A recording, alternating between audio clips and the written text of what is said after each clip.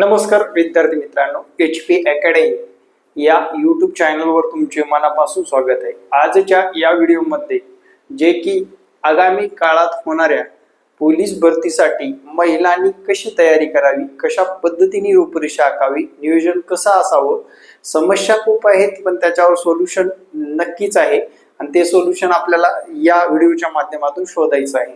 सर्वात प्रथम तुम्ही पोलीस भरतीसाठी फिट आहात का, हा जो तुमचा काही प्रश्न आहे। बऱ्याच लोकांची समस्या असते की माझं लग्न झालेलं आहे, मूल झालं, सीजर केलेलं आहे, सीजरचा जर कसलाच त्रास नसेल तर तुम्ही पोलीस भरतीसाठी फिट आहात। दुसरा मुद्दा, पोलीस भरतीसाठी लागणारं शिक्षण। आता मी सगळ्याच गोष्टी डिस्कस करणार आहे, लक्षात घ्या इथे। पोलीस भरतीसाठी लागणारं शिक्षण काय असलं पाहिजे। शिक्षण जर विचारात घेतलं तर शिक्षण हे तुमचं 12वी पास असलं पाहिजे। काय असलं पाहिजे? 12वी पास असलं पाहिजे। पण 8वी नापास होणारे सुद्धा विद्यार्थी YCM मधून 12वी किंवा ग्रॅज्युएशन पूर्ण करतात, त्यांना सुद्धा या परीक्षेसाठी संधी असते। किंवा डिप्लोमा करत असतात त्यांना सुद्धा पोलीस भरती देण्यासाठी संधी असते। त्याच्यानंतर उंची जर विचारात घेतली, सर्व कास्ट व ओपन साठी 155 सेंटीमीटर म्हणजेच 5 फूट 2 इंच 5 फूट 2 इंच एवढी उंची असावी लागते। पण एसटी कॅटेगरी म्हणजेच विद्यार्थी मित्रांनो, एसटी कॅटेगरी ज्याची कास्ट एसटी आहे त्याला 150 सेंटीमीटर उंची असणं आवश्यक आहे आणि त्याला त्या पोलीस भरतीमध्ये सहभाग नोंदवता येतो। शिक्षण आणि उंची याच्यामध्ये कोणतीही सूट नसते आणि ती सूट मागायची पण नसते, कमी असेल तर याची तयारी सुद्धा करायची नसते।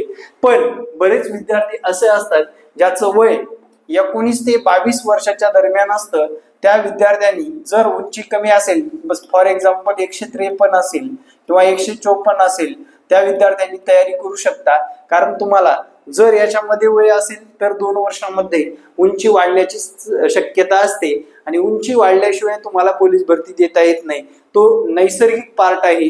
उंची वाढेल का नाही वाढेल ही कुठली अकॅडमी सांगू शकत नाही। आता महिला मंडळ विचारात घेतला, पुढे आपण ग्राउंडची रूपरेषा कशी असते ते पाहणार आहोत। ग्राउंड जर विचारात घेतलं तर ग्राउंड हे पुरुषांना व महिलांना 50 गुणालाच असतं। कितीला असतं? गुण असतात 50 आणि 3 इव्हेंट असतात। पहिला इव्हेंट असतो 800 मीटर धावणे आणि त्यासाठी वेळ असतो 2 मिनिट 50 सेकंद। त्यानंतर 100 मीटर धावणे, त्याच्यासाठी वेळ असतो 14 सेकंद। त्यानंतर गोळाफेक असते, गोळाफेक साठी 6 मीटर गोळा फेकावा लागतो। ज्या गोळ्याची किती असते वजन असतं 4 kg, 2 आणि 3 म्हणजे 4 kgचा गोळा तुम्हाला किती 6 मीटर फेकावा लागतो, जेणेकरून तुम्हाला याच्यामध्ये 15 गुण मिळतात। आउट ऑफ आल्यावर याच्यामध्ये 15 गुण मिळतात आणि याच्यामध्ये सुद्धा तुम्हाला 20 गुण मिळतात। एकूण 30 आणि 20 50 गुणाची तयारी असते। आता कॉम्पिटिशनचा विचार करता सर्व विद्यार्थ्यांना एक आवर्जून सांगेल, तुमच्याकडून होत असेल किंवा तुमची जिद्द मनात असेल तर नक्कीच तुम्हाला पोलीस भरतीमध्ये वर्दी मिळवता येते। उगाच दुसऱ्यांनी सांगितलं किंवा शेजारचं करते म्हणून मी करतो असं जर असेल तर मी या चॅनलच्या माध्यमातून स्पष्ट सांगेल, तुम्ही पोलीस भरती करू नका। सरळ दुसरं काही करा, नर्सिंग करा, ग्रॅज्युएट व्हा, कुठे टीचर व्हा, कुणी कंपनीमध्ये जॉब पकडा। पण ज्यांना जेन्युइनली आपल्याला वाटते की नाही पोलीस भरती करायचीच, त्या विद्यार्थ्यांनी ही सगळी तयारी करावी लागेल। 800 मीटर धावणे, 100 मीटर धावणे, गोळाफेक ही तयारी तुमच्याकडून झाली पाहिजे प्रॉपरली। सगळ्यात मोठा इश्यू आहे तुमचा डाएट प्लॅन हा एकदम अल्पाहारी असतो। म्हणजे जवळपास तुम्हाला थोडंसं खायला भेटलं तर तुम्ही दिवसभर त्या आहारावर राहू शकता। अशा महिला असतात, त्यांना इथे आल्यानंतर प्रॉपरली डाएट लागतोच। मजबूतपणा आल्याशिवाय, चिवटपणा आल्याशिवाय हे 800 मीटर असेल, 100 मीटर असेल किंवा गोळाफेक हे 3 इव्हेंट आपल्याकडून पूर्ण होत नाहीत। आता वयोमर्यादेवर बोलतो। वय जर विचारात घेतलं, कमीत कमी तुमचं 18 वर्ष पूर्ण पाहिजे। किती? 18 वर्ष पूर्ण आणि जास्तीत जास्त 33 वर्षापर्यंत तुम्हाला पोलीस भरती करता येते। म्हणजे कास्टचे असतील तर 33 वर्षापर्यंत तुम्हाला पोलीस भरती करता येते। ठीक आहे। तुमच्यासाठी पदसंख्या कोणती असते बघा, पोलीस शिपाई त्यानंतर पोलीस चालक जर लायसन असेल तुमच्याकडे तर, आणि पोलीस कारागृह हे तुमच्यासाठी पद असतात. यातलं सगळेच पद हे जबरदस्त असतात, पगार सारखाच असतो, पण तुमची तयारी करण्याची काय असली पाहिजे, ताकद असली पाहिजे. अजून एक गोष्ट निश्चितपणे सांगतो, ही तयारी म्हणजे तुमचं 10% आहे, लक्षात ठेवा. त्याच्यानंतर तुम्ही पोलीस झालात म्हणजे तुम्ही समाजाला एक संरक्षण देण्यासाठी पोलीस क्षेत्र निवडलेलं आहे. त्यावेळेस तुम्हाला प्रत्येक क्षणाला दुर्गा मातेसारखं काय करावं लागतं, फेस करावं लागतं. लक्षात घ्या, काय करावं लागतं, फेस करावं लागतं. विद्यार्थी मित्रांनो, आपल्याकडे सुद्धा ऑनलाईन क्लासच्या माध्यमातून विद्यार्थ्यांना मार्गदर्शन केलं जातं. त्यासाठी माझा हा संपर्क क्रमांक आहे. क्रमांकावर व्हॉट्सअप किंवा संपर्क साधून माहिती विचारू शकता. आपली ऑनलाईनच शाखा आहे, आपण ऑफलाईन शिकवायचं पूर्णपणे बंद केलेलं आहे. त्यामुळे तुम्ही ऑनलाईन मार्गदर्शन मिळवू शकता.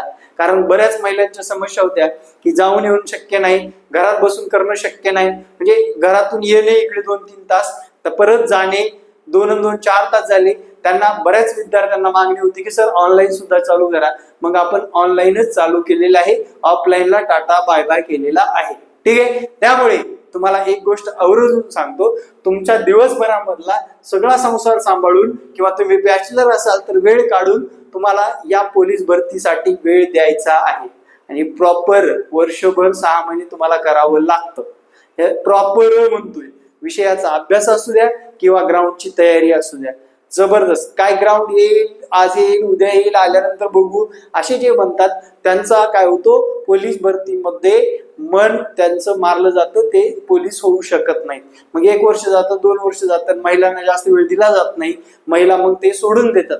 आणि आयुष्यभर मनाला एक चुकचुक राहते की आपण त्यावेळेस केलं असतं तर आपण पोलीस झालो असतो, आपल्या बरोबरीचे पोलीस झाले, पण आपण का झालो नाही, कारण आपल्याला वेळ प्रॉपर दिलेली नाही. आणि विशेष करून आता माझा नंबर दिले म्हटल्यानंतर कुणाचे आई वडील हा व्हिडिओ बघतात, कोणी स्वतः बघतं, तालुका म्हणजे आई वडिलापेक्षा पासून 20 किलोमीटरच्या पलीकडे तुमची अकॅडमी नसावी, माझं स्पष्ट मत आहे. 20 किलोमीटर बस, म्हणजे आपले आई वडील सुद्धा आपल्याला कनेक्टेड राहतील, या सेफ्टी असेल आणि व्यवस्थितरित्या आपल्याला तयारी करता येईल, डाएट व्यवस्थित करता येईल. तालुके किंवा जिल्हा जवळ असेल त्या जिल्ह्याच्या ठिकाणी तुम्ही ग्राउंड लावू शकता आणि लेक्चर तुम्ही ऑनलाईन करू शकता. तुम्ही ग्राउंड किंवा लेक्चर दोन्ही ऑफलाईन करू शकता, पण तिथे आपला वेळ वेस्ट जात नाही का याचा प्रश्न विचारल्याशिवाय आपण तिथे 2-4 दिवस बसून बघायचं, ट्रॅव्हलिंग शक्य आहे का, फीस भरल्यानंतर मास्तर परत देणार का, हे सगळे अंदाज बांधायचा. खरंच अकॅडमी चांगली आहे का उगाच इकडे भाकड पसर आहे असं पण पाहणं गरजेचं आहे. आणि सगळ्या गोष्टी पाहून तुम्हाला तयारी करायची आहे, डोक्यात ठेवा. ठीक आहे. त्यानंतर थोडं जाता ज्यांचं बाबा लग्न झालेलं आहे त्यांनी तयारी कशी करावी, सरळ माझं म्हणणंच आहे, तुम्ही ग्राउंड ना एखादा ट्रेनर नेमून ग्राउंड करू शकता, जेणेकरून असतातच तालुक्याला आहेत, जिल्ह्याला आहेत, पण लेक्चर ऑनलाईन करा, घरात बसून करा. ट्रॅव्हलिंगचा तुमचा तो टाइम जो काही वाचणार आहे तो टाइम तुम्ही तुमच्या फॅमिलीसाठी देऊ शकता आणि तुमचं नंतरचं भविष्य सेक्युअर करू शकता. अशा पद्धतीने आपण नियोजन केलं पाहिजे. पण एक गोष्ट लक्षात ठेवा, तुमच्याकडे जर तुमच्या टाइमाचं मॅनेजमेंट नसेल, तुमचा टाइम इथे बघा, इथं वेळ लिहिली पाहिजे आणि आज केलेलं काम लिहिलं पाहिजे. इथे लक्षात घ्या, आज मी काय काम केलं, आज मी काय केलं. फॉर एक्झाम्पल समजा आज मी 4 तारीख आहे, 4 तारखेला मी काय केलं की अभ्यास 2 तास केला, ग्राउंड 1 तास केलं. हे कंटिन्यू लिहून ठेवा, म्हणजे तुम्हाला दडपण येणार नाही की मी महिन्यामध्ये हे 2 पुस्तक वाचून झालेले आहेत, एवढे MCQs वाचून झालेत, माझं ग्राउंड एवढा वेळ दिलेला आहे, माझा हा इव्हेंट 10 मार्कांनी वाढलाय, 5 मार्कांनी वाढलाय, 2 मार्कांनी वाढलाय, 3 मार्कांनी वाढलाय. हे आपल्याला लक्षात येणार आहे. आपल्यात ग्रोथ होते की आपण स्थिर आहोत याच्यावर आपलं कमांड असणं आवश्यक आहे. तसेच विद्यार्थी मित्रांनो लक्षात घ्या, अभ्यासक्रमाच्या बाबतीत विचार करा. सर्वात प्रथम तुमचं मराठी व्याकरण हे मजबूत असलं पाहिजे, त्यानंतर गणित हा विषय सुद्धा मजबूत असला पाहिजे, त्यानंतर बुद्धिमत्ता हा विषय सुद्धा मजबूत असलं पाहिजे. आता GS GK म्हटलं तर याला काही लिमिटेशन नाहीत, मग याला सुद्धा GS आणि विद्यार्थी मित्रांनो विशेष भर चालू घडामोडी जनरल नॉलेजवर तुमचा जास्त भर असला पाहिजे. हे 4 विषय असतात, कमी जास्त मार्काला विचारले जाऊ शकतात, 100 गुण असतात. या 100 गुणापैकी आपल्याला आपल्या कॉम्पिटिशन मध्ये असणाऱ्या व्यक्तीपेक्षा जास्त गुण घेणं आवश्यक असतं. आणि याचं ग्राउंडचं जर बघितलं 25 मार्काला पासिंग असतं, 25च्या पुढे तुमचं मेरिट लागत असतं, 25च्या खाली कधीच लागत नाही, 25 मार्काच्या पुढे मेरिट लागत असतं. आणि त्यानुसार आपल्याला ते मार्क मिळवायचे असतात आणि मार्क मिळवून आपल्याला लेखी परीक्षेला पात्र व्हायचं असतं. लेखी परीक्षेमध्ये चांगले गुण घेऊन टोटली इकडले मार्क प्लस इकडले, आता फॉर एक्झाम्पल मी तुम्हाला एसटी आणि ईडब्ल्यूएस कॅटेगरीचं मेरिट सुद्धा अंदाजे सांगतो. मग फॉर एक्झाम्पल समजा एसटी कॅटेगरीच्या महिलेने 40 घेतले तर तुम्हाला इकडे सरळ सरळ 180 मार्क घ्यावे लागतात, म्हणजे जवळपास 120 मार्क या 2 कास्टसाठी एवढे मार्क घेणं आवश्यक आहे. म्हणजे जवळपास तुमचे ग्राउंड मधले 40 इकडे 80, समजा एखाद्या व्यक्तीला इथं 35च पडले तर इकडे किती पडायला पाहिजे, 85 पडायला पाहिजे. म्हणजे याची सुद्धा टोटल काय होते, 120 होते. फॉर एक्झाम्पल समजा इथं 32च मार्क पडले तुम्हाला, मग इकडे वाढले पाहिजे ना रे, इथं 88 मार्क झाले पाहिजे. म्हणजे आपलं तंतोतंत कधी मिळतं, जेव्हा लेखी परीक्षेचा बी अभ्यास असला पाहिजे आणि ग्राउंडचा तत्परता असली पाहिजे, चपळपणा असलं पाहिजे. ठीक आहे. आपलं वजन आहे 65 किलो 70 किलो आणि आपण जर धावायचा विचार केला तर 4 वर्ष आपल्याला ग्राउंडवरच घालावे लागतील, लक्षात घ्या. ती पण तयारी ठेवा. आपल्या चंचलपणा आला पाहिजे, आपल्यामध्ये लवचिकपणा आला पाहिजे, आपला डाएट प्रॉपर असला पाहिजे, बाहेरचं खाणं कमी असलं पाहिजे, नियोजन बद्दल जसं सांगितलं तसं अभ्यास असला पाहिजे, तसेच ग्राउंड मध्ये ग्रोथ व्हायला का त्याचा एक तक्ता असला पाहिजे, तरच आपल्या अंगावर वर्दी मिळू शकते मित्रांनो.